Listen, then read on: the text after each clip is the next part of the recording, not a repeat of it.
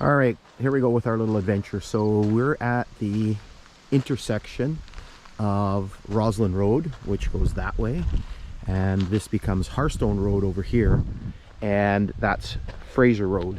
And so this is where we kind of left off on our last episode, right here, right? So the railway line would have come through right in this direction here, and then basically it becomes the road right here. So it would have basically cut across right here where the truck is.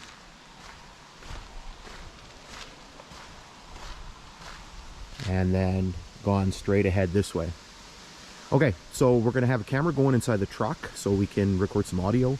And then we're gonna try this because we've never done this before. We're actually gonna drive, and then we're gonna have one mounted on the hood so you can basically see as we drive forward.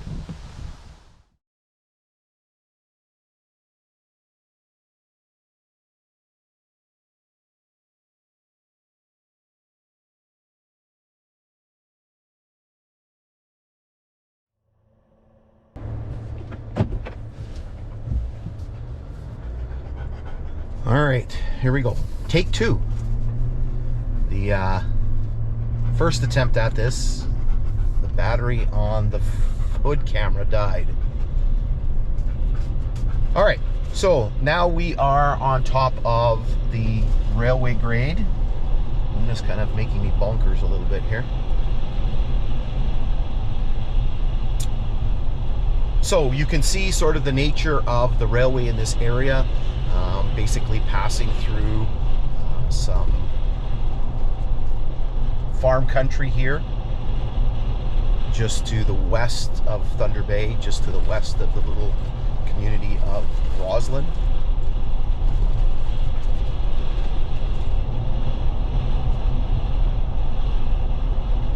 So where we're heading right now is we are going to where there was a former ballast pit. We're going to see if we can find where that kind of branches off. Just going to slow down and let this guy behind me go.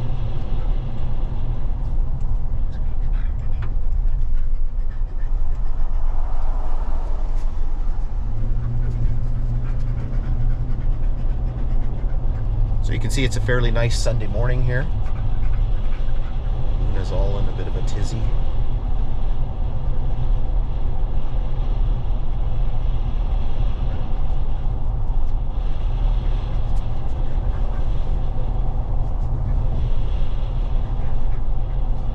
So we have to have the camera on me, otherwise we're going to have no audio for the front camera.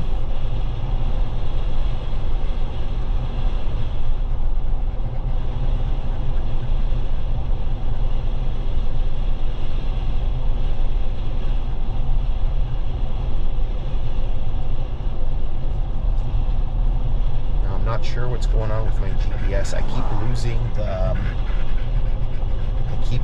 the map every time I slow down.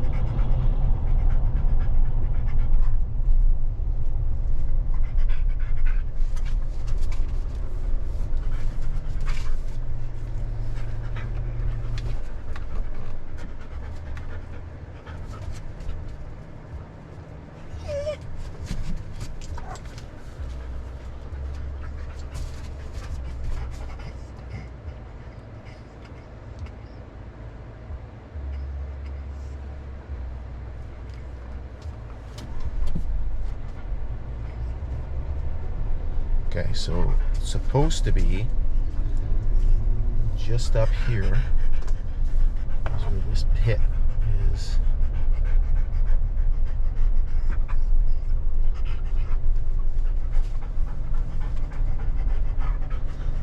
I want to say somewhere over here.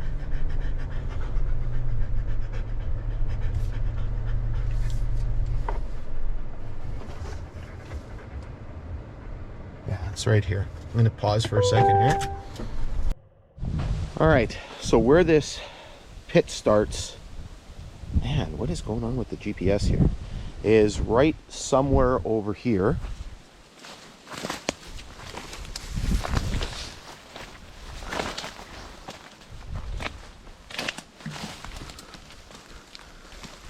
And so again, this was a pretty significant ballast pit for the railway. And it was in operation for a long time, and you see it all on old timetables being listed as ballast pit.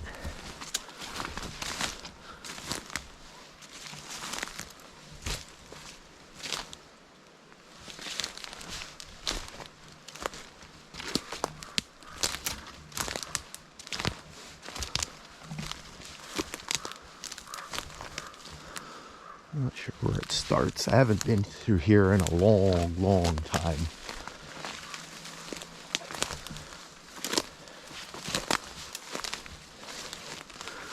Nor am I kind of dressed to be doing this. We got rain yesterday, so everything's wet.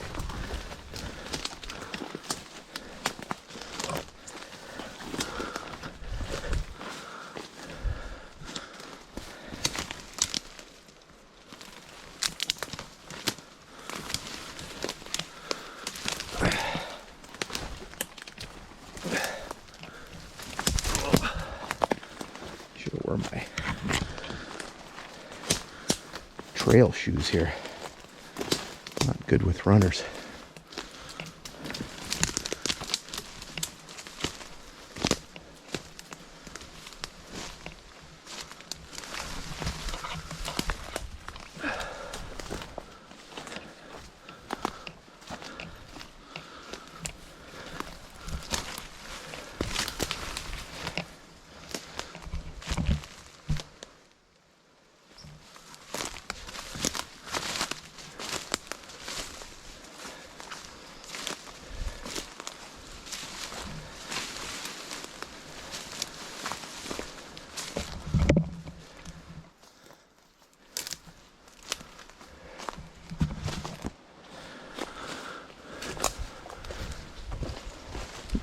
This might be the start of it here. Or somewhere around here. I don't know if it goes on that sharp of an angle. But there's certainly something going up off here.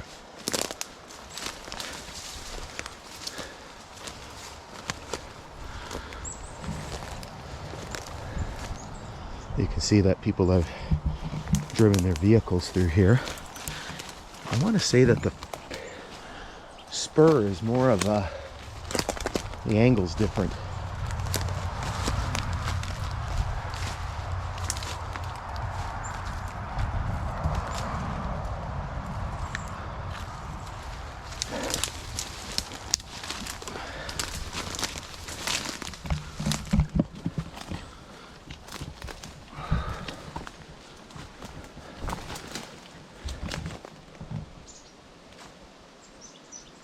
Yeah, but that's not it.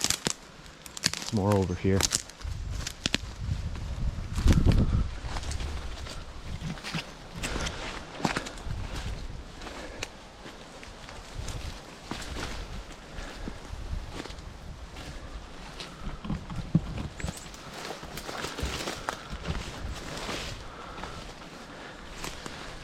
Yeah, this is not fun. It's all wet.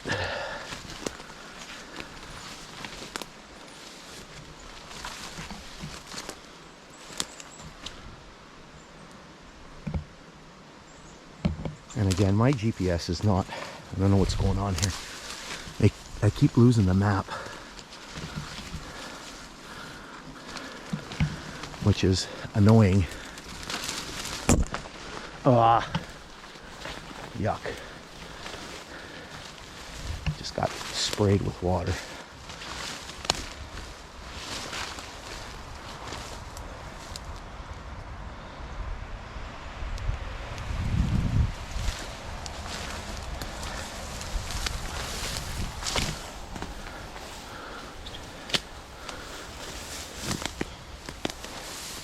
Can't see where I'm going here. It's all swampy in here. Oh, I kind of got away from the road here. Shoes are going to be all wet. This is the spur here.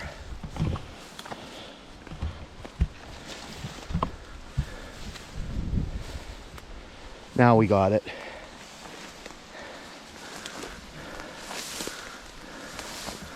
Great. There's water. There's the spur. Because it basically, oh, that's not quite it.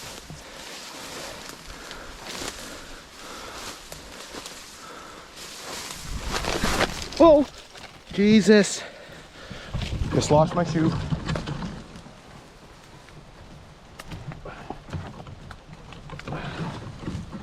All right.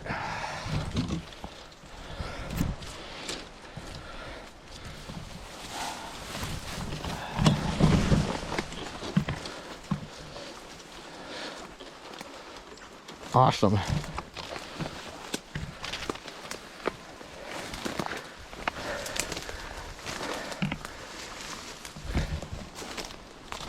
All right. So this is the spur right here. Way off. Yeah, I think I'm on top of it now. So it took me getting a nice shoe full of mud to figure this out. Now my shoes all full of mud. I'm all wet and dirty. Yeah, this is the spur right here.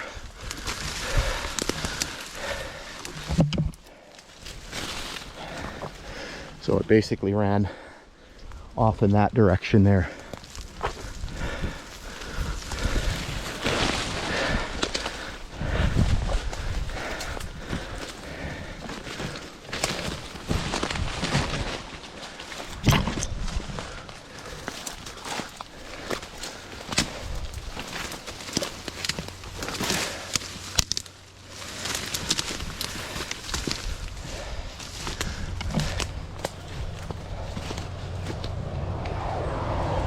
Yep, there's my shoe. I'm all wet and gross. Okay. Well, that wasn't particularly awesome. Now I have to figure out how I'm getting out of here.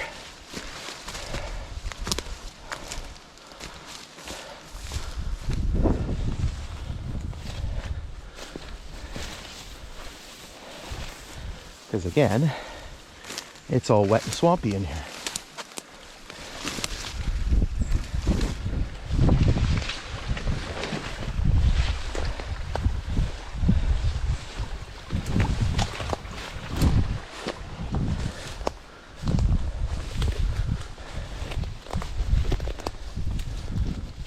Oh.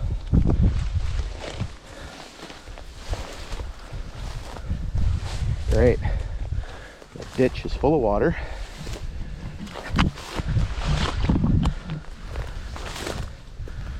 I don't have good footwear.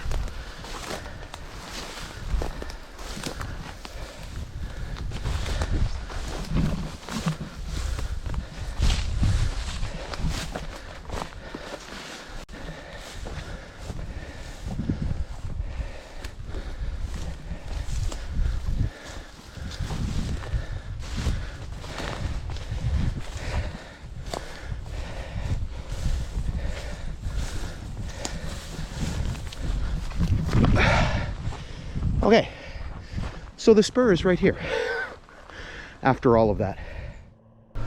All right, so let's hope that the rest of the hike is a little bit less eventful. I'm all dirty. Like I said, my shoe is covered in mud. We don't really have any more stops like that.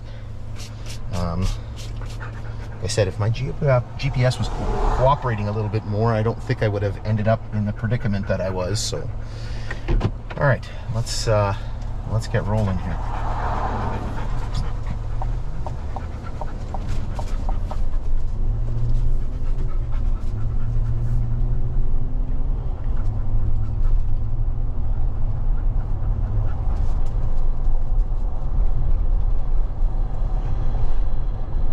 Sweaty now.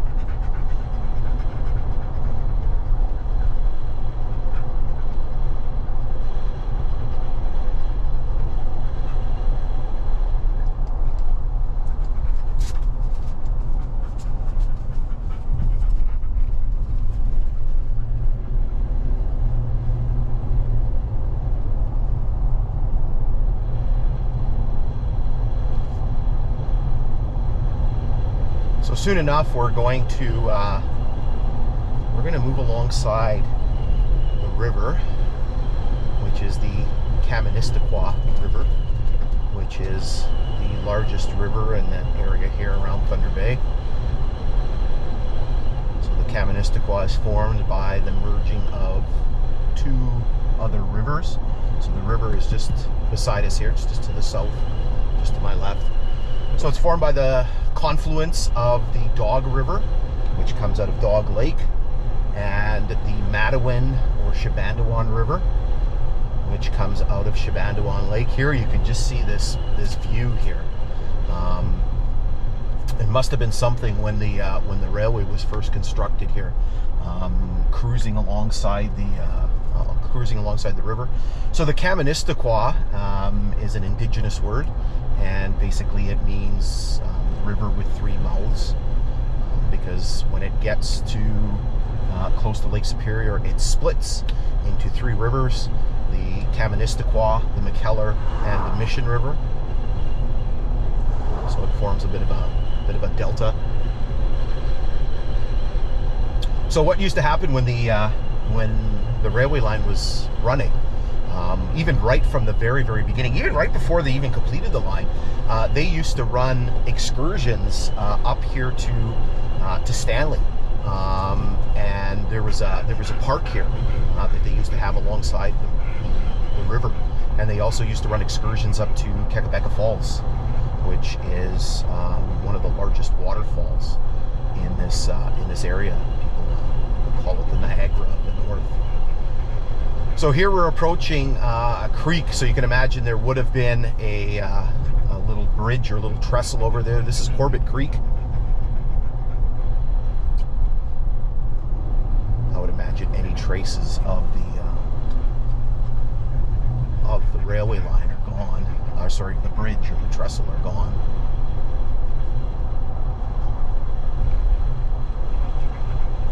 So we are heading towards Stanley, which was the first sort of major point outside of the city of Thunder Bay now, but at the time was two cities: the more northern one, Port Arthur, and the more southern one, which was Fort William.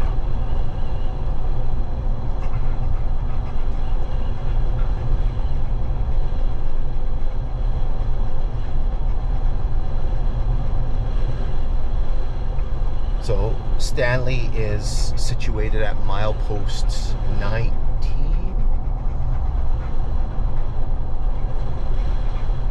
So here we're coming alongside the river again. It is the beginning of fall. So fall just started yesterday, I believe. So today is the 23rd, 24th. Lose track of my days here.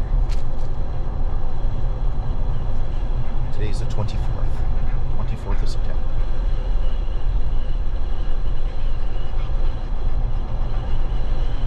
So this is a little bit different. We've never driven. Normally we do this on the bike, but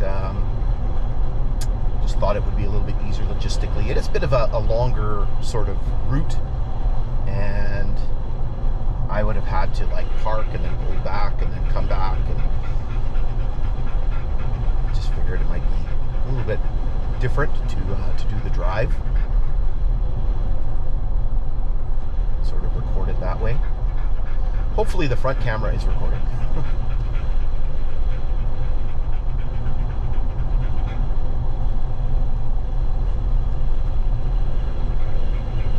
So you can see the leaves have started to change.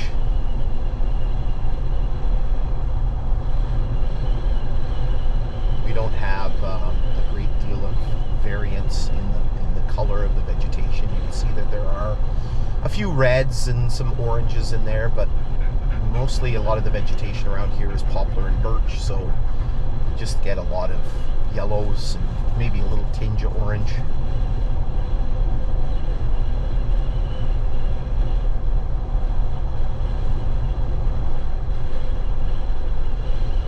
All right, so we're coming up to our destination here, which is Stanley.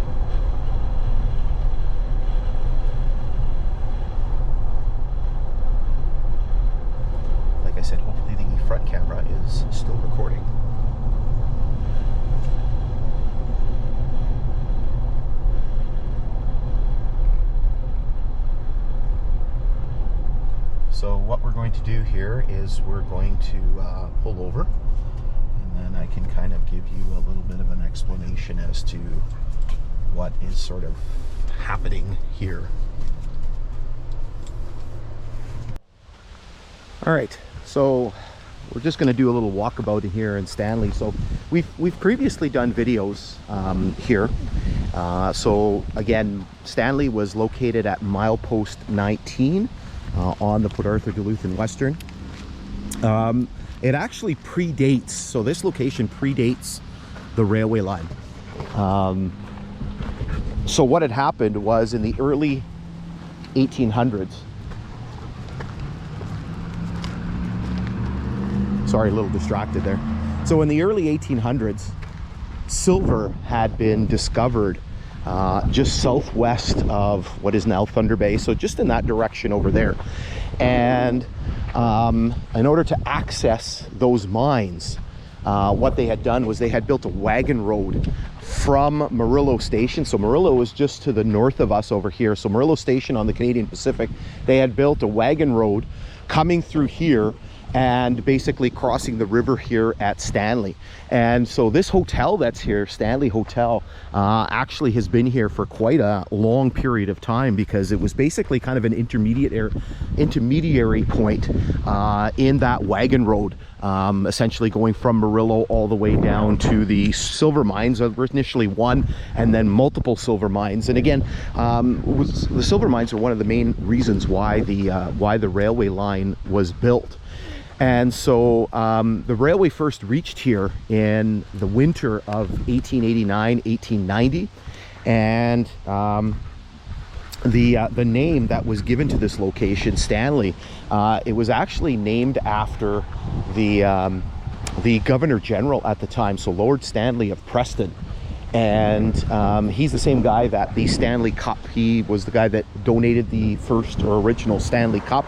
And so the cup itself is named after him. And so this is why this location bears his name. So again, this became the first sort of major point outside of the city. And as we've discussed, if you sort of normally watch the videos that I do, back in those days, the locomotives that were in use were fairly small, and their tender capacity, particularly their water capacity, was fairly limited. So we just passed here. This is Highway 588, and so this is the main highway that runs southwest of Thunder Bay. So their water capacity, their water tender capacity was pretty limited. And so what they had to do was they had to build water tanks approximately every 20 miles or so. So Stanley was the location of a water tank. So the station was just across the street over here.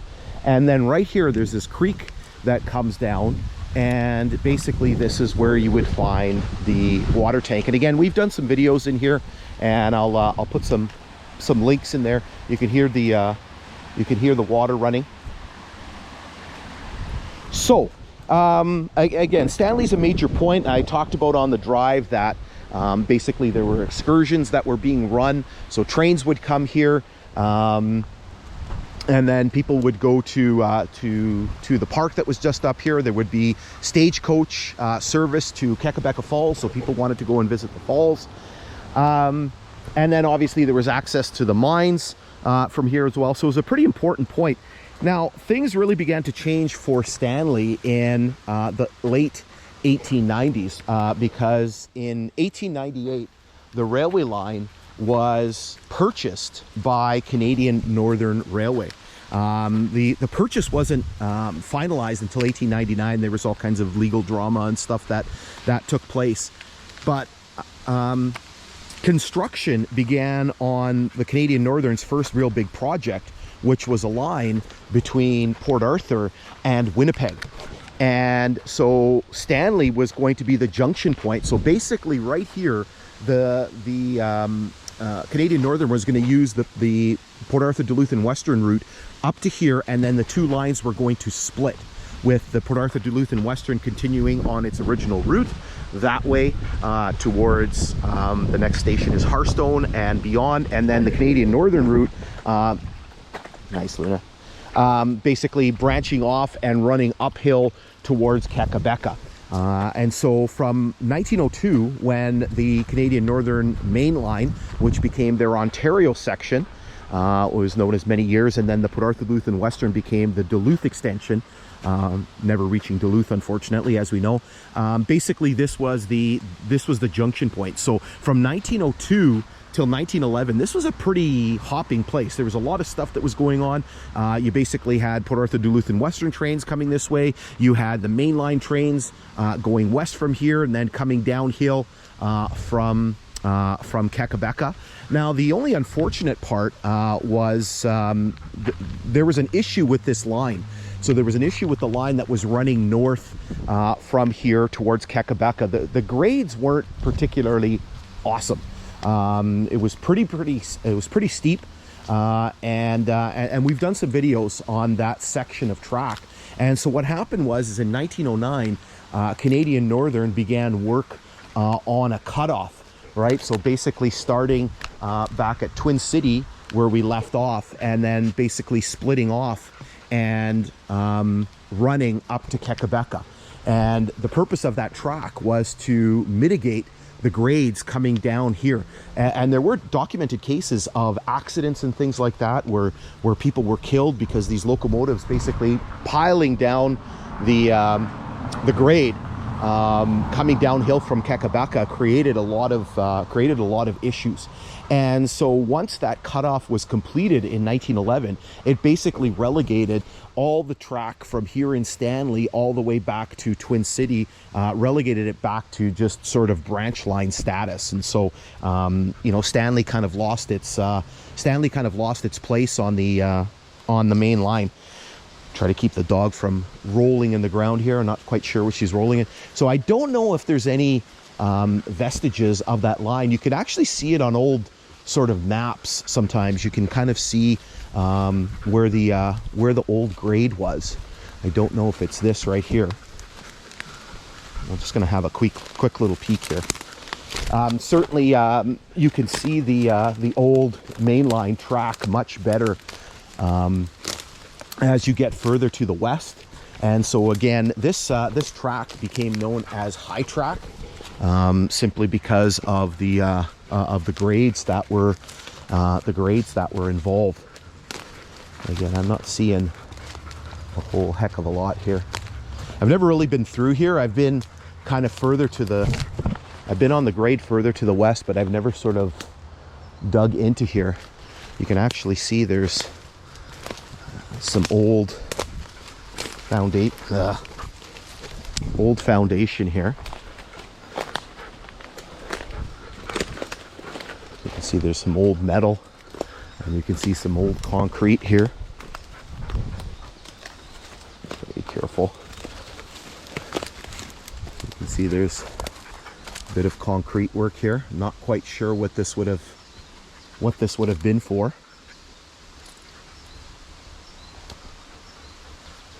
The sun always seems to pop out at kind of inopportune times. We'll just go over here a little bit more.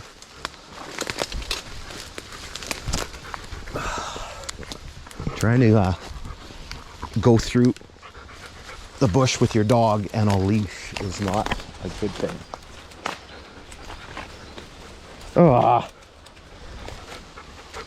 Come on, man. This is like not a good day here for getting my feet wet.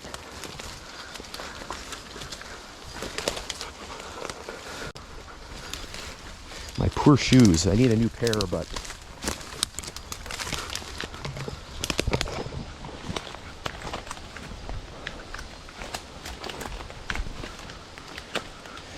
yeah, Luna and I are not used to doing this on a leash. This is not particularly conducive to doing any type of hiking here. Besides the fact that everything's wet from the rain yesterday. This might be it here.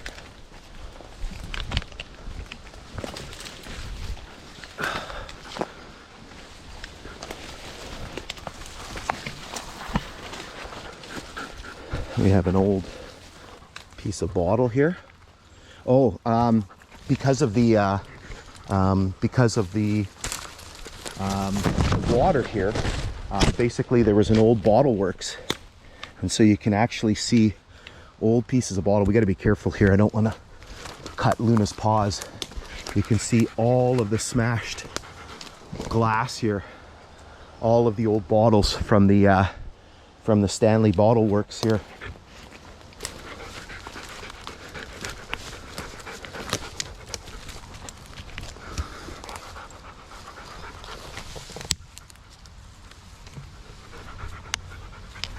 I'm gonna stay here.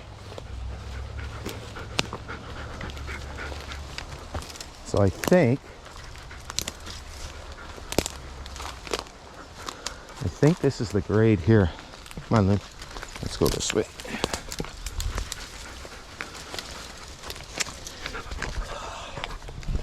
This is not easy to do. Trying to hold the camera and trying to have the dog on the leash. Come on.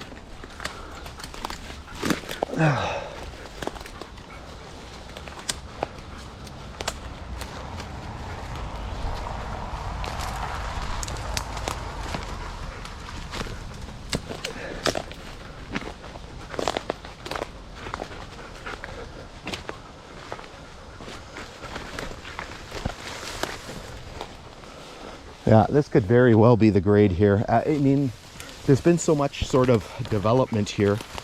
You can see there's what? Poison gas. Okay. Maybe an old well of sorts or something.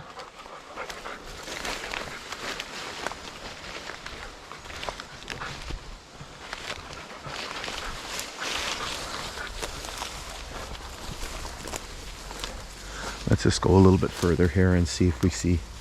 You used to be able to see it well on old sort of satellite maps. So you need to sort of come here in the springtime when all the leaves are down. All right. Let's, dog's pulling like crazy.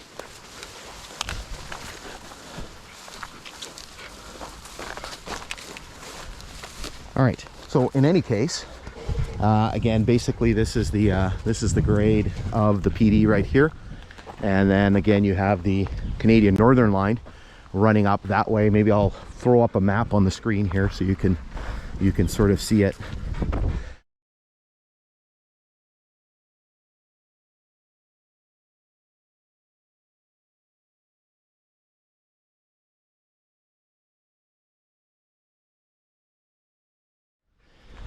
This sort of wraps things up from here. So what we're going to do is we're going to come back for another episode, and we're going to work our way here from Stanley all the way just a little ways up ahead to where there's the bridge that crosses over the Kaministiquia River, and the bridge is still there. It's not the original bridge, but the 1920s rebuild is still there, and so we're going to have a look at that.